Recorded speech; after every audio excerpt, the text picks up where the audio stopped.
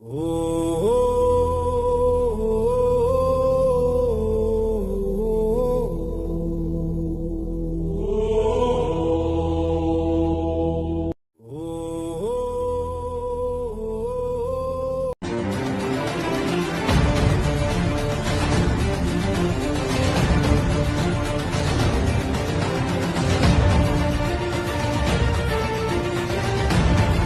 నువ్వే కావాలి, ఏసేకు నువ్వే కావాలి. హల్లెలూయా, హల్లెలూయా.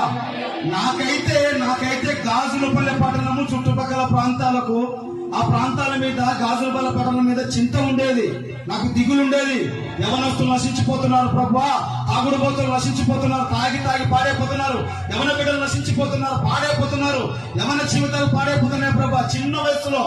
చిన్న వయసులో వారి జీవితాలు నాశనం చేసుకుంటున్నారయ్యా, చెడిపోతున్నారయ్యా, పాడైపోతున్నారా, విగ్రహాలతో బంధించబడ్డారయ్యా.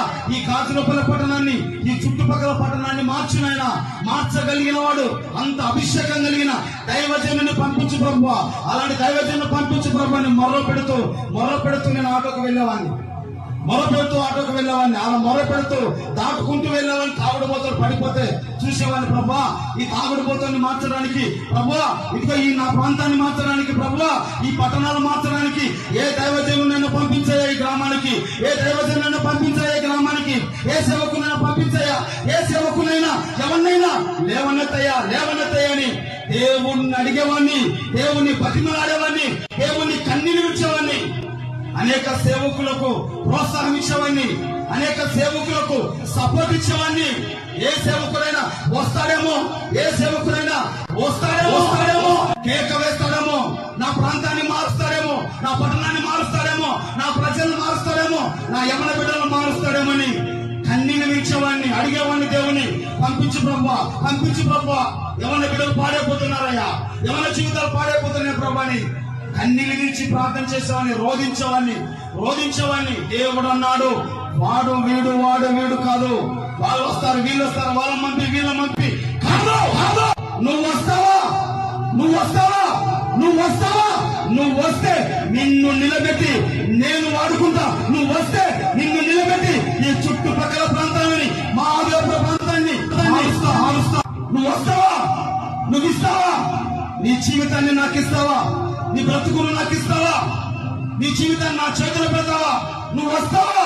నా చేతికి అందుబాటులోకి నువ్వు వస్తావా? నీ ద్వారా చుట్టుపక్కల ప్రాంతాలను కదిలిస్తాని ప్రభు నన్ను పిలిస్తే ప్రభా నేను వస్తా. ఏం కావాలి ప్రభా, నేనేం చేయాలి ప్రభా అంటే ప్రభు అన్నాడు, నాకు ఏమీ వద్దు, నాకు నువ్వే కావాలి. నీవే నా చేతి కిందికి వస్తావా? నీవే నా సన్నిధికి వస్తావా? నీవే నా గదిలోకి వస్తావా?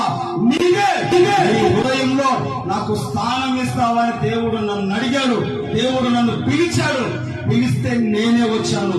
నేనే బలవడానికి, నేనే బలి కావడానికి అబ్రహాము వలె, ఇస్సాకు వలె తెగబడి వచ్చాను నేను. అలా నీవు తెగబడతావా? అలా నీవు నిలబడతావా? దేవుడు నన్ను పిలిచాడు, దేవుడు ఇస్సాకుని పిలిచాడు. ఇస్సాకు బలవడానికి వచ్చాడు, అబ్రహాం బలవడానికి వచ్చాడు, నేను కూడా బలవడానికి వచ్చా.